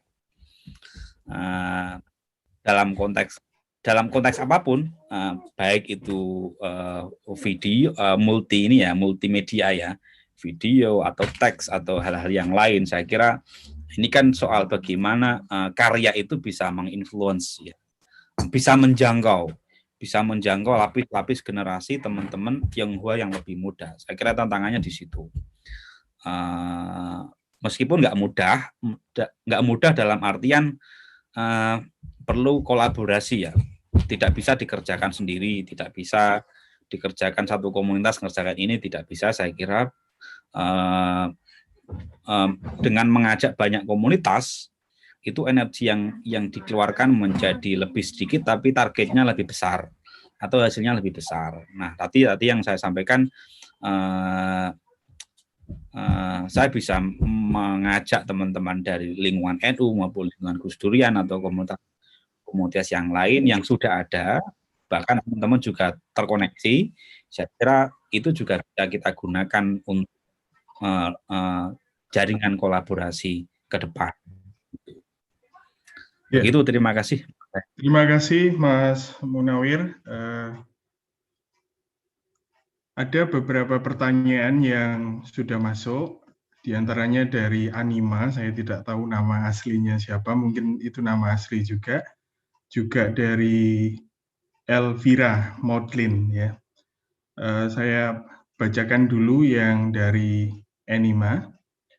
Orang Tionghoa dianggap sebagai orang asing di Indonesia. Framing ini ada sumbernya dan ada pihak yang mereproduksi. Mungkin Mas Munawir ada tanggapan bahwa framing ini tuh sengaja memang, begitu ya. Bukan sesuatu yang natural, tapi ada framing dan ada yang mereproduksi. Bagaimana tanggapan dari Mas Munawir? Lalu dari Ibu Elvira, saya ingin menanyakan kepada Pak Munawir, apakah benar informasi yang menyatakan Gus Dur adalah juga keturunan Tionghoa? Nah, saya pernah dengar Gus Dur menyampaikan juga ya, tentang Raden Patah dan seterusnya. Monggo, Mas Munawir. Oke, terima kasih. Nah, tadi pertanyaannya soal framing ya. Ini saya kira ini menarik karena kalau framing, framing itu ada yang membuat, yang memproduksi ya. Ya, saya setuju begitu. Cuman pertanyaan lanjutannya adalah bagaimana atas counter framing itu? Apakah counter framing itu sudah cukup untuk melawan framing itu atau tidak imbang, ya kan? Nah, maka tadi saya sampaikan perlu social engineering, perlu ada yang merekayasa sosial dalam hal ini kan. Kalau framingnya lewat ilmu pengetahuan, baik dari buku-buku teks yang tersebar lewat kampus ya, terutama yang buku-buku yang akademik ya, saya kira juga meskipun sudah banyak yang memproduksi buku-buku sejenis untuk melawan framing itu, tapi tetap dibutuhkan dalam waktu ke waktu ada yang bergerak ke sana, menampilkan cerita-cerita inspiratif bagaimana teman-teman Tionghoa sendiri berkolaborasi, bergerak, berkhidmah untuk Indonesia dengan menjalin relasi dengan komunitas-komunitas yang lain. Jadi saya kira itu juga penting, meskipun ada beberapa kayak Bu Dewi Anggraini, teman-teman Tionghoa yang lain yang saya tahu terus menulis untuk konteks itu. Tapi yang tidak kalah penting adalah framing di media yang sekarang, media yang diakses oleh teman-teman Tionghoa muda, generasi Y dan Z ini juga penting untuk digarap gitu. Karena yang muncul adalah framing itu masih tetap diwariskan dan masuk ke media digital, tapi counter atas framing itu nggak imbang. Belum ada ya rekayasa atas counter framing itu. Saya belum melihat itu.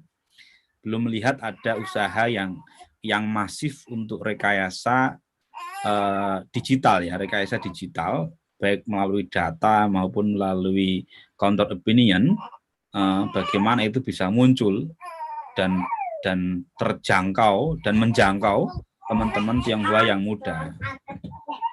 Kira-kira begitu Mas, terkait dengan ini ya, dengan framingnya. Dari Anima ya, saya nggak tahu namanya juga. Jadi itu dari Anima. Nah. Oke, yang selanjutnya tentang Gus Dur itu keturunan Tionghoa, Mas Munawir. Mungkin pernah melakukan penelitian genealogi atau? Ya, Gus Dur pernah menyebut ya. Saya menulis buku sebenarnya tentang ini, cuman di Kompas belum terbit. Jadi saya sudah menyiapkan naskahnya sudah lebih dari 2 tahun yang lalu. Di Kompas mau terbit sebenarnya tahun kemarin, tapi kena corona, kena pandemi, jadi ditunda lagi. Jadi ya udahlah, saya santai saja. Mungkin buku itu perlu ada waktu untuk muncul pada waktu yang tepat. Tapi sedikit di buku itu saya sampaikan saya menggali satu pandangan Gus Dur. Gus Dur pernah cerita bahwa beliau adalah keturunan dari Tan Kim Ham. Nah, itu kemudian saya cari-cari siapa itu Tan Kim Ham, dan kemudian juga cross-check dengan berbagai sumber, akhirnya ketemu itu adalah satu namanya Syekh Abdul Qadir As-Sini. Itu merupakan seorang tokoh di zaman ke Majapahit yang makamnya masih ada di Trowulan. Kalau Bapak dan Ibu datang ke sana, di dekat situs Trowulan di mana? Mojokerto ya. Itu ada makam ulama Majapahit yang ada namanya Syekh Abdul Qadir As-Sini, dan Gus Dur pernah menyebut itu. Dan kemudian saya datang ke sana, cross-check, dan akhirnya ketemu. Nah, itu dari sisi ini ya, dari sisi pendapat Gus Dur, dan kemudian saya cross-check. Tapi bahwa apakah Gus Dur benar-benar keturunan Tionghoa, yang tahu ya Gus Dur, dan kalau pakai ilmu sains ya harus pakai tes DNA. Tapi itu nggak mungkin. Nah, tapi juga kita juga harus melihat apakah ini dalam sisi yang Gus Dur serius atau Gus Dur yang apa namanya sedang humor. Kalau Gus Dur serius, ini memang benar dari sisi silsilah ini ya, silsilah keluarganya ya, dari kakeknya Kiai Hasyim Asy'ari, kemudian naik sampai kemudian ke Pajang, Joko Tingkir, dan sebagainya. Kalau dari sudut sejarah ya benar itu karena ada silsilah Tionghoanya. Tapi kalau dari sisi Gus Dur yang suka humor, Gus Dur juga menyampaikan ketika ketemu dengan apa namanya keluarga pangeran-pangeran Arab, Gus Dur juga menyampaikan Gus Dur keturunan Arab juga. Bahkan kata Gus saya Stakuf, ini bagian cara Gus Dur untuk ini ya, untuk merasa dekat dengan banyak orang ya. Akhirnya orang itu bisa dekat. Kata Gus saya, kalau Gus Dur datang ke Somalia, mungkin saja Gus Dur akan mengatakan sebagai keturunan Somalia. Jadi bisa jadi begitu. Ya ini untuk guyon saja. Dimanapun itu Gus Dur akan selalu cari dapat cara untuk bisa dekat dengan orang ya. Karena ini memang keunggulan Gus Dur, bisa dekat dengan orang, nanti bisa. Dan Gus Dur tetap bisa punya dalil, bisa kalau datang ke Eropa ya bisa jadi saudara dari orang-orang Eropa, dari generasi Viking dan sebagainya. Dari mana? Ya dari ini keturunannya Nabi Lut. Kalau keturunannya Nabi Lut kan kita semua bersaudara gitu kan. Nggak usah jauh-jauh dari keturunannya Nabi Adam. Kalau zamannya Nabi Lut kan sudah sedikit orang habis ini ya. Zamannya Nabi Nuh ya. Zamannya Nabi Nuh habis perang, habis apa namanya banjir besar, orang kan sedikit kan, jadi kita semua bersaudara sebenarnya. Ini kalau kita melihat dari sisi humornya Gus Dur.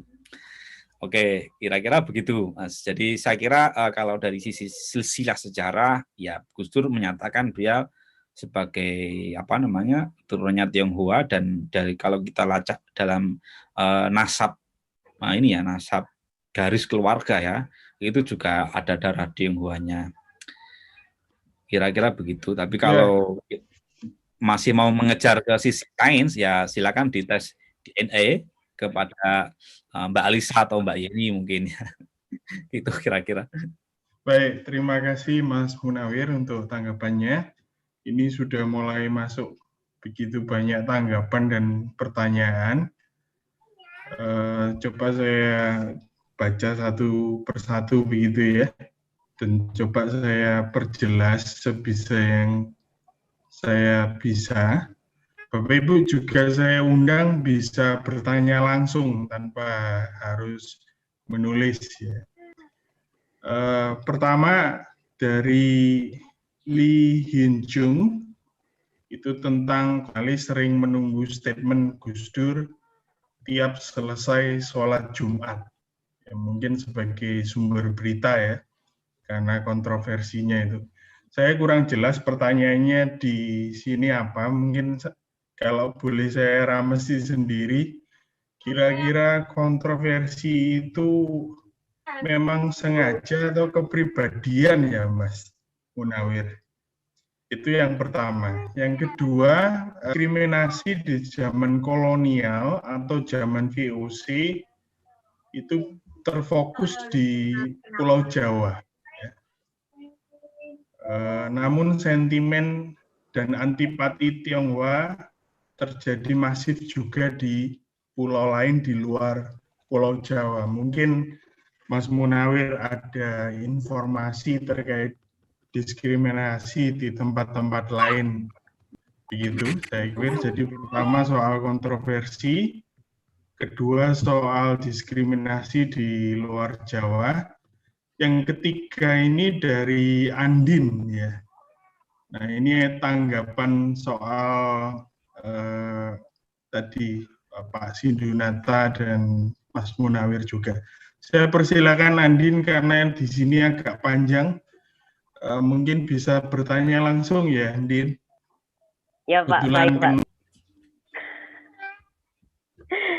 Selamat malam semua, terima kasih.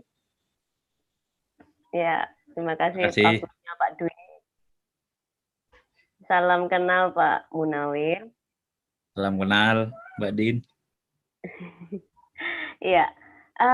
Begini, saya juga salah satu dari yang pengagum berat Gus Dur. Ya, I think he is amazing. Yang saya menarik itu dari pernyataan Pak Sindunata tadi, yang beliau akan membuat proposalnya itu tentang anak muda Tionghoa yang masih kelahiran 98 sampai 2003. Jadi di sekolah itu bagaimana? Proposal saya juga mengenai sekolah, dan ini menarik bagi saya. Karena anak saya yang sekarang ini sekolah SMP itu tidak mendapat pelajaran sejarah. Itu sudah diintegrasikan di IPS, gitu. Jadi semakin apa suara saya jelas ya? Kayaknya putus-putus ya? Jelas nih, jelas. Oh, oke. Alright, I'll continue. Jadi anak saya itu sudah integrasi ke IPS, jadi tidak ada pelajaran sejarah. Jadi semakin sedikit ruang untuk mengupas sejarah kita. Padahal ya seperti kita ketahui sejak zaman kita sendiri, usia-usia Bapak Ibu mungkin ini di atas 20, saya sendiri 30, 38, itu tentu saja banyak sejarah yang dibungkus. Sehingga memang untuk konsumsi politik lah, ada pesan politiknya di belakang itu. Nah, kemudian saat ini kan sudah banyak mulai terbuka.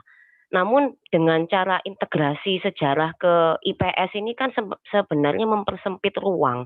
Entah ini ada politisnya atau tidak di penyusunan silabus atau bagaimana. Tapi sebagai orang tua kan kita tidak punya kuasa atas apa yang diajarkan kepada anak-anak kita. Kalau menurut saya, anak-anak saya masih beruntung ya, masih istilahnya enak mendapat saya menjadi orang tuanya itu bisa meluruskan. Namun bagaimana dengan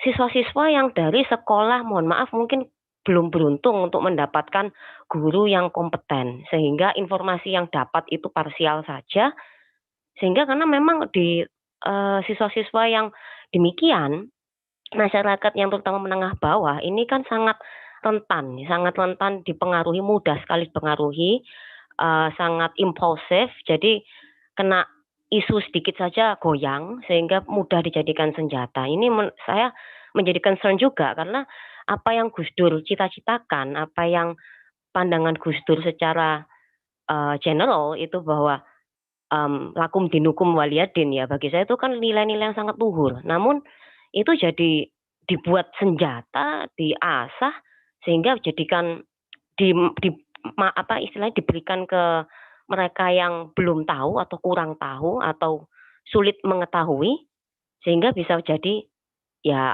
untuk kepentingannya ada ya tentu saja, kalau nggak politik ya apalagi kalau bukan uang. Nah begitu, mohon tanggapannya Pak, karena saya khawatir ini menjadi suatu echo chamber. Kita bicara di forum ini hanya adalah orang-orang yang memang sudah mengerti. Bagaimana yang belum mengerti, belum mengetahui, ini menjadi suatu big question for me.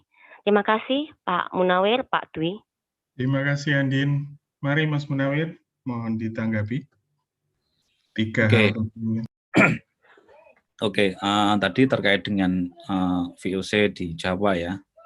Ya saya kira tidak demikian, meskipun VOC kebanyakan di Jawa, tapi juga pengaruhnya di luar Jawa juga besar. Dalam hal ini kebijakan-kebijakan politiknya juga berdampak juga di luar Jawa. Jadi saya kira itu udah clear ya kalau kita bisa cek di beberapa dokumentasi sejarah apa yang terjadi di Belitung, apa yang terjadi di Kalimantan, di beberapa kawasan di Sulawesi itu juga punya pengaruh besar bagaimana yang terjadi di komunitas-komunitas Tionghoa di sana, baik di Singkawang, di Belitung maupun di tempat-tempat yang lain di mana kalau di Belitung konteksnya kan di tambang timah dan kalau di Singkawang konteksnya ya hal-hal yang berbeda. Tapi kebijakan itu kebijakan sama dalam konteks adalah ada diskriminasi di sana yang kemudian diwariskan secara politik dan tersebar ke masyarakat sekitar. Itu yang terjadi dan poinnya adalah nggak hanya terjadi di Jawa sebenarnya, tapi juga di kawasan yang lain juga terjadi. Selanjutnya ada tadi Mbak Andin ya. Mbak Andin tadi konteksnya gimana kita melihat untuk masa sekarang. Jangan-jangan ini jadi echo chamber. Nah, agar nggak jadi echo chamber, maka kita harus bergerak ke lingkungan, ke circle kita masing-masing. Jangan sampai ini berhenti di sini. Dalam konteks apa yang kita bisa kerjakan ke circle kita masing-masing, ya kita oper ke circle kita dengan cara masing-masing. Dengan cara masing-masing dalam konteks tetap berjejaring, tetap punya kesepahaman yang sama, tapi bahwa gerakannya di tingkat masing-masing itu mungkin bisa berbeda. Nah, saya lebih cenderung ya ada yang jadi leading issue dalam hal ini ya, yang mengomandu. Kalau ini dianggap sebagai hal yang penting dan kita bersama-sama sadar bahwa forecasting risiko itu ada dan kita juga harus punya mitigasi risiko ke sana, karena kalau nggak begitu ya tantangan masih ada di depan mata dan semakin membesar karena ruang interaksi generasi setelah kita berbeda dengan generasi kita ya. Saya kira ini juga perlu ada sesuatu yang perlu disiapkan. Nah, agar nggak jadi echo chamber ya kita harus melakukan sesuatu ke circle kita masing-masing, yang circle-nya mempengaruhi kebijakan di tingkat pemerintahan. Saya kira bisa mendorong ke sana bagaimana pengetahuan dan informasi terkait dengan Tionghoa ini bisa disebar lewat institusi pendidikan, lewat Kementerian Pendidikan misalkan, yang punya influence di circle media, ya bagaimana kita bisa mendorong teman-teman media lebih aware, lebih punya ruang untuk ke sana. Yang punya circle di lingkungan kampus, bagaimana agar generasi-generasi di kampus, di mahasiswa kita juga bisa menjadi penggerak. Istilahnya kita memproduksi penggerak untuk ini ya, untuk mendorong kerja soft ini sebagai antisipasi terhadap risiko di masa mendatang. Tentu ada yang menganggap ini penting, ada yang menganggap ini juga kurang penting. Saya kira tergantung kesepakatan bersama. Kurang penting dalam konteks tidak tahu bahwa ada tantangan sebenarnya. Kalau tahu ada tantangan, saya kira juga orang bisa menganggap ini penting ya. Karena penting atau tidak penting itu kan terkait bagaimana kita bisa menata pikiran. Apakah ini menjadi risiko kita, risiko bersama yang berpengaruh untuk masa depan kehidupan kita sebagai komunitas maupun bangsa atau tidak, itu sebenarnya. Kalau soal risiko, semua punya risiko, dan yang mau mitigasi risiko ya mari bisa bersama-sama menggerakkan circle kita untuk memitigasi hal ini. Kira-kira begitu. Nah, tadi gitu ya Mbak Andin ya. Saya senang sekali jika nanti ada follow up dari teman-teman baik di Petra maupun dari komunitas-komunitas Tionghoa yang lain. Tidak hanya berbasis kampus ya, tapi juga sebanyak mungkin komunitas-komunitas yang terlibat untuk melakukan hal bersama. Saya kira itu juga akan semakin baik. Terus sekali lagi kenapa ini ini penting dalam konteks ini ya, dalam konteks interaksi digital dan komunitas sekarang itu kan ya perlu ada yang membuat skema. Tidak hanya kita bisa berharap pada pemerintah dengan kebijakan politiknya, ya saya kira itu nggak cukup. Harus ada yang bergerak, harus ada yang membuat sesuatu meskipun soal apa namanya ya, soal sukses atau tidaknya itu kan waktu yang akan menjawab. Dan apa program yang kita siapkan itu juga butuh waktu juga untuk membuat kesepakatan. Tapi yang penting adalah kita punya kesadaran bersama bahwa ada something yang harus kita kerjakan untuk tidak hanya untuk kita ya, tapi juga untuk generasi-generasi setelah kita. Begitu kira-kira. Nah, tadi bagaimana pandangan orang bahwa Gus Dur sulit ditebak. Jadi kalau Lin Hinjung ini bapak atau ibu saya nggak tahu. Kalau tadi menyimak dari awal saya sudah sampaikan, Gus Dur sebenarnya tidak sulit ditebak jika kita memahami dasar pemikiran Gus Dur, karena Gus Dur selalu punya perspektif, Gus Dur punya sikap, punya prinsip. Dari mana prinsip itu? Ya dari cara Gus Dur untuk memahami teks-teks agama lewat pendidikan pesantren. Sorry, ini ada anak saya baru nyanyi. Ini kok jawab. Jadi kira-kira begitu ya Mas Dwi. Ada beberapa hal yang tadi udah saya jawab. Kira-kira. Terima kasih banyak Mas Munawir untuk jawaban dan tanggapannya. Ada juga tanggapan dan informasi di kolom chat untuk Bapak Ibu yang tidak sempat melihat. Ada beberapa yang menarik. Misalkan dari Pak Kosmas ya. Pak Kosmas menyatakan soal Gus Dur keturunan Tionghoa itu seperti JFK mengaku it's been ein Berliner ya. Itu untuk solidaritas dan mendekatkan kepada audiens atau target komunikasinya begitu. Ada informasi juga dari Pak Lawrence bahwa dalam buku silsilah pohon keluarga besar GAN ada disebutkan cuplikan tentang Gus Dur. Ya. Jadi Bapak Ibu mungkin nanti bisa browsing sendiri. Itu ada clue dari Pak Lawrence tentang keluarga GAN. Gitu. Nah, waktu sudah sangat terbatas. Ini saya senang sekali saya melihat ada dosen saya dulu berinteraksi juga. Pak Simon Wilantrova, semoga masih ingat dengan saya mahasiswanya yang nakal ini.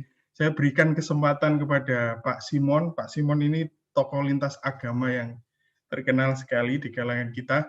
Pak Simon, silakan Pak, jika ada tanggapan atau pertanyaan. Iya, saya kira membicarakan tentang Tionghoa itu menarik, ya. Tapi bagi saya, karena itu saya nulis bahwa di chat itu bahwa sebenarnya yang Gus Dur ajarkan pada kita itu apa toh? Apakah Tionghoa, apakah Jawa, apakah apa itu? Kita itu menjadi manusia apa enggak gitu aja. Nah, kalau saudara ke makam Gus Dur, maka pesan dia kan kalau saya wafat, nisan itu ditulis here lies a humanist. Jadi menurut saya justru Gus Dur adalah orang yang membawa wajah kemanusiaan dengan sangat besar. Ya. Jadi apakah kita menjadi Tionghoa atau kita Jawa dan sebagainya, mari kita sungguh-sungguh menjadi manusia. Ya, dan kalau kita menjadi manusia, maka kita juga menjadi orang yang merayakan perbedaan. Bahwa udah deh, perbedaan itu diomongkan kayak apa ya memang berbeda gitu. Tapi kita merayakan apa enggak, kita menghidupi apa enggak. Saya kira saya lebih melihat Gus Dur di sisi itu. Dan maka saya pun dalam lintas agama saya berani mengatakan bahwa Gus Dur adalah orang yang membawa agama berwajah humanis. Saya kira itu yang membuat kemudian agama menjadi menarik karena dia berwajah humanis, bukan berwajah surga maupun neraka. Saya kira dia berwajah humanis. Terima kasih. Terima kasih Pak Simon. yang disampaikan Pak Simon bisa menjadi klimaks ya bagi kita semua, bahwa pada dasarnya menempatkan manusia sebagai manusia. Itulah yang diperjuangkan oleh Gus Dur. Bapak Ibu, mohon maaf saya melihat antusiasme Bapak Ibu di kolom chat. Sayang sekali waktunya sudah habis. Nanti mungkin bisa berinteraksi pribadi dengan Mas Munawir. Saya sampaikan terima kasih untuk Mas Munawir yang sudah memberikan paparan dan juga tanggapan dengan sangat baik kepada kita semua. Terima kasih juga untuk semua peserta diskusi hari ini. Mas Munawir, mungkin ada kata penutup sebelum saya kembalikan ke panitia. Oke, terima kasih Mas Dwi. Saya menyambung Pak Simon. Mohon izin Pak, salam kenal. Saya baca sering dengar Pak Simon. Cuma nanti semoga bisa silaturahim langsung. Oh iya Mas. Ya, jadi Pak Simon tadi menyampaikan ya, saya sangat sepakat ya. Bahkan Gus Dur pernah menyampaikan ke beberapa orang terdekatnya, di antara semua yang dipertaruhkan Gus Dur itu selalu ada harganya. Nah, dan Gus Dur menyampaikan harga yang paling mahal itu adalah harga kemanusiaan. Jadi kalau resiko-resiko yang diambil dari kebijakan itu berdampak pada kemanusiaan, Gus Dur tentu akan memilih kemanusiaan sebagai harga yang paling mahal. Bahwa keselamatan diri, keluarga, komunitas itu menjadi pertimbangan kesekian. Pertimbangan pertama adalah pertimbangan harga kemanusiaan yang menjadi yang paling mahal. Itu kira-kira. Maka itu bisa menjadi pembungkus untuk semua diskusi kita, wrapping up atas apa yang kita sampaikan tadi, inisiasi yang mungkin bisa kita kerjakan untuk masa mendatang. Saya feel free kalau teman-teman mau diskusi lebih lanjut bisa kontak media sosial, bisa lewat Facebook atau yang lain. Atau kalau mau kontaknya nanti bisa dari Pak Adit, silakan nyambung silaturahim untuk masa mendatang. Tapi saya berterima kasih kepada teman-teman dari Petra atas undangan dan kesempatannya untuk saling belajar pada siang atau malam hari ini. Terima kasih dari saya, semoga bisa silaturahim untuk kesempatan mendatang lagi. Terima kasih. Assalamualaikum warahmatullahi wabarakatuh. Waalaikumsalam warahmatullahi wabarakatuh. Saya kembalikan ke Pak Budi. Ya, terima kasih Pak Dwi. Mungkin langsung ke Pak Aditya ya. Silakan Pak Aditya.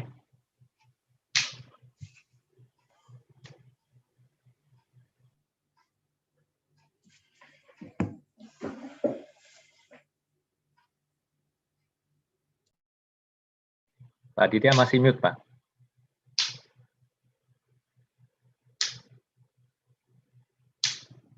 Oke, sorry, saya ternyata berbicara kepada diri sendiri. Ya, rekan-rekan sudah bisa lihat slide saya. Jadi seperti biasa, saya akan sharing tentang koleksi khusus dari Center for Chinese Indonesian Studies yang ada di Perpustakaan UK Petra. Yang terkait ini, sebentar. Sebentar ya. Nah, ini adalah sebagian saja buku-buku yang terkait Gus Dur, karena malam ini kita berbicara tentang Gus Dur gitu ya. Ada beberapa koleksi bukunya yang saya ambilkan dari katalog di Perpustakaan UK Petra. Selain itu juga, nah ini kalau yang ini itu koleksi hard copy, artinya buku gitu ya Bapak Ibu. Kami juga memiliki koleksi yang sifatnya digital. Dan ini yang cukup menarik, kenapa saya angkat, itu judul dan antara formalisme dan hati nurani. Ini bukan buku, tapi kumpulan ini, clipping, surat kabar, surat, berbagai macam yang mendokumentasikan ini, pergulatan pasangan Konfusianis Budi Wijaya dan Lani Guito ini, dalam mereka menggapai legalitas untuk pernikahan mereka yang saat itu tidak diakui oleh negara, karena waktu itu Konghucu belum diakui oleh negara. Jadi mereka menikah secara Konghucu dan tidak bisa mencatatkan pernikahannya di catatan sipil karena saat itu belum diakui Konghucu. Jadi ini didokumentasikan sendiri oleh Pak Budi Wijaya. Jadi waktu itu Pak Budi Wijaya berkenan untuk memberikan file PDF-nya ke kami dan mengizinkan untuk kami masukkan ke digital library, ke koleksi CCIS yang bisa di-download oleh publik dari manapun. Silakan, itu ada linknya di bawah kalau rekan-rekan berminat untuk mendownload. Cukup tebal Bapak Ibu, sekitar 500 halaman, banyak sekali isinya, clipping, surat dari Trimulya itu pengacara dan sebagainya, banyak sekali. Itu. Nah, terkait koleksi khusus sendiri, jadi seperti saya jelaskan tadi, kami punya koleksi fisik seperti buku, artikel jurnal, skripsi, foto-foto juga ada. Jadi kami memiliki sejumlah koleksi foto dari orang Perancis yang dia mendokumentasikan tentang berbagai macam kehidupan di Indonesia. Salah satu seri fotonya tentang orang Tionghoa di Indonesia, dan itu diberikan ke kami di Petra. Kami juga memiliki yang koleksi digital yang berupa e-book, digital thesis dan sebagainya, foto-foto juga. Nah, juga ada yang menarik, adanya arsip Harian Nusantara. Ini harian berbahasa Mandarin yang terbit di Surabaya. Jadi arsipnya ada kami simpan dalam bentuk digital. Kami bekerja sama dengan Harian Nusantara tersebut. Ini silakan kalau mau tahu lebih lanjut bisa masuk ke alamat ini. Kalau ingin bertanya lebih lanjut bisa email ke library@petra.ac.id.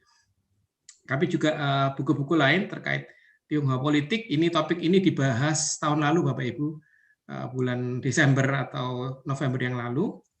Kemudian juga ada topik Tionghoa Muslim juga sudah dibahas di forum Castistus ini. Jadi buku-bukunya ada, silakan kalau ada yang tertarik. Termasuk koleksi digital ini. Jadi ada tadi Mas Mundawir mengatakan banyak masjid berarsitektur Tionghoa gitu ya. Nah, ini salah satunya dijadikan proyek penelitian oleh mahasiswa di Petra. Kemudian ada juga tentang penelitian tentang Cengho gitu ya. Nah, ini yang kanan ini adalah contoh dari arsip surat kabar Harian Nusantara yang berbahasa Mandarin itu tadi. Ya, sekali lagi bagi yang ingin lihat lebih lanjut silakan masuk ke alamat ini ya. Dan untuk yang selanjutnya terkait Castistus, kami memiliki WA group. Kalau Bapak Ibu ingin tertarik untuk bergabung, silakan bisa scan QR code ini, mungkin bisa di screenshot ya ini waktu sekarang ini, atau di foto gitu ya kalau nanti ingin bergabung. Dan yang terakhir saya ingin menampilkan QR code untuk evaluasi Bapak Ibu. Jadi acara hari ini silakan dievaluasi, berikan masukan termasuk juga usulan topik dan narasumber yang kira-kira Bapak Ibu anggap penting gitu ya. Ya, itu saja. Saya kembalikan ke Pak Budi sebagai host. Terima kasih Pak Budi. Ya, terima kasih Pak. Dengan demikian, usailah sudah sesi Castistus kita Sabtu hari ini. Kita akan bertemu lagi di sesi berikutnya. Informasi mengenai sesi berikutnya akan dibagikan lewat WA Group maupun di sosial media CCIS ya, di Instagram CCIS di CCIS maupun Prodi Bahasa Mandarin UK Petra ya. Jadi Bapak Ibu bisa ikuti di sana. Terima kasih. Selamat malam, sampai jumpa kembali. Iya. Ini sambil menyapa ini ada Pak Priyanto Wibowo ini. Oh iya. Dari UI ya, ini historian ini. Nggak tahu Pak Mas Munawir sudah kenal atau belum? Juga ada kenal ya. Juga ada. Saya belum pernah ketemu Pak. Belum ya, oke. Salam kenal. Ya, ya. Siap.